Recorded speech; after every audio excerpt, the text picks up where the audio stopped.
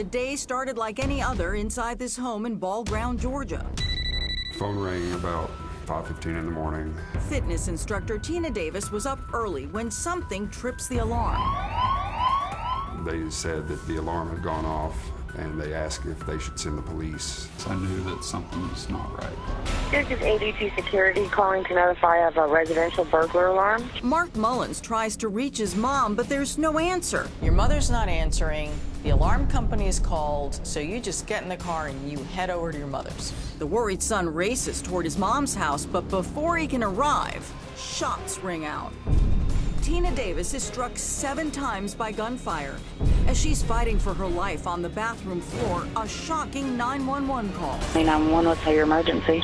I have just shot my wife and also shot myself. At that moment, what did you think had happened? I thought he had killed my mom. What started as a high school crush for Tina Davis and Ronnie Goss rekindled as adults. As fate would have it, Ronnie was also newly single, and just like that, they started a whirlwind romance. But for Tina Davis, that happiness was short-lived, stunted by Ronnie's wandering eye. Tina Davis said her husband had 3 women on the side, but still couldn't imagine going through another painful divorce. Were either of you aware that Ronnie was cheating on your mother? No. Not until Mom told us that she was going to divorce him. He was cheating on her, and it wasn't the first time. That's one of the biggest betrayals that you can have. Ronnie begged Tina to stay. She refused, and as a precaution, had a security system installed. Do you think it was a good idea that your mom get an alarm system on the house? Yes, it was a good idea. Just because of how he had been acting during the divorce, I thought she really needed one. For weeks, Ronnie refused to accept her decision, trying to talk her out of a divorce. But her mind was made up, and that seemed like the end. It was for her. Never really thought this could be what he would turn out to be.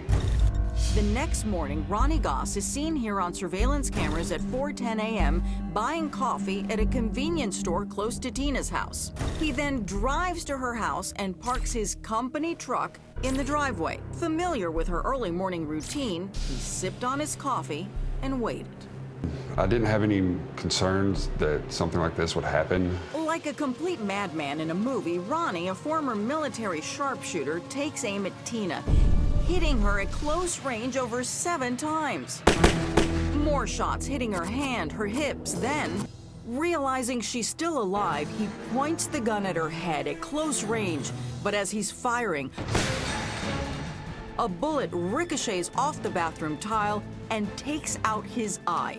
Yeah, where did you shoot her at? Several times. It was with a 9mm. And I shot myself in the head, but it went out my eye. I didn't know the full extent of what happened until I was approaching her house, and I got a call from Mark. He said, Ronnie shot Mom. Fitness instructor Tina Davis is fighting for her life, shot by her husband, Ronnie Goss. 911, what's your emergency? I have just shot my wife and also shot myself. Then a stunning realization. As she lay bleeding on the bathroom floor, shot 7 times, Goss realizes, though he just tried to kill her, his wife is alive. Can she talk to you right now? Yes, you can talk to me. Amazingly, Tina Davis is answering questions as cops arrive on the scene. When I arrived here, there was one cop already on the scene. And what did you see? He had his gun drawn on Ronnie in the driveway, And how did Ronnie look? covered head to toe in blood.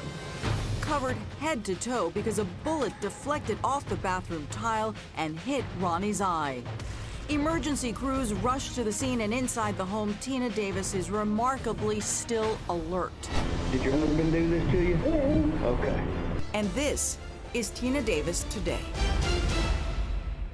It's just a miracle that Tina Davis survived. She credits a lot of it to first responders. I remember when they rolled me across this arm, and I remember screaming out. He said, I was so glad when I heard you scream, because he was like, if she's screaming, she's still with us. It's okay, just stay with us, all right? Tina remembers exactly what happened that fateful morning. I was just getting ready to get in the shower, and all of a sudden the lights went out, the power went off, and I was like, what's going on? And I heard him coming. He said, I told you this couldn't happen. Talking about the divorce, he said, there ain't nobody else gonna have you. And he started shooting. There wasn't a moment when I thought she was gonna die, but I knew that if she came out of that house, she was gonna make it. She made it, but not without deep emotional and physical scars. Bullets went in my right hip, but it didn't pierce anything, and that one is still lodged in my rib cage. The bullet that hit her head had a miraculous trajectory. Didn't break my jaw, didn't hit my tongue, didn't damage my eye. The plastic surgeon went through my bottom eyelid to take the bullet out, and I've got a metal plate in my face and titanium mesh holding my eyeball up. It's been a long, grueling journey toward recovery, with weeks in the hospital, dozens of surgeries, and endless physical therapy. What would you say is the darkest moment for you? Not being able to run. When I woke up and realized I couldn't move my legs, that was so hard to wrap my mind around because that was who I was. I was a runner, I was a fitness instructor. The fitness instructor who lived for running had to learn to walk again. Does it pain you to see your mother in a wheelchair? It does, because I know how much she loved running. But, you know, it also makes me grateful because she's still there, you know? When it could be so much different. I watched Tina as she dragged her feet up the stairs using her upper body strength, struggling but undeterred. I feel uplifted walking with you down your driveway, knowing you are alive and you have survived this. In the driveway where emergency workers rushed in to save her, she is able to walk with a new friend who came to her aid that day, firefighter Billy Pflugrad. When you think back to what you walked in on that day, did you ever think that Miss Tina would be standing here with you? Absolutely. That was a tough woman. A tough woman to those who came to her rescue, a bright, shining light to her sons. Your mother's so remarkable. Yes, she's incredible. Her recovery, just in the way that she approached it, it redefined perseverance for me. It redefined determination. Tina has now traded in her running shoes for spin classes and spends time with the first responders who helped her stay alive. And a determined Tina walks through the finish line at the annual charity run started by her nieces called Tina's Cat Run, named after her love of running and pets. How do you remain so positive and so hopeful after everything that's happened to you? Well, you can ask my boys, I don't like whining. I mean, the only thing that makes the situation worse is to whine about it. That's just not who I am. Ronnie Goss is now behind bars, serving 65 years for attempted murder. And Tina points to one thing that may have saved her life that fateful day. Is it just karma or just a little bit of justice that Ronnie shot his eye out trying to kill you? Oh, instant karma. Instant karma.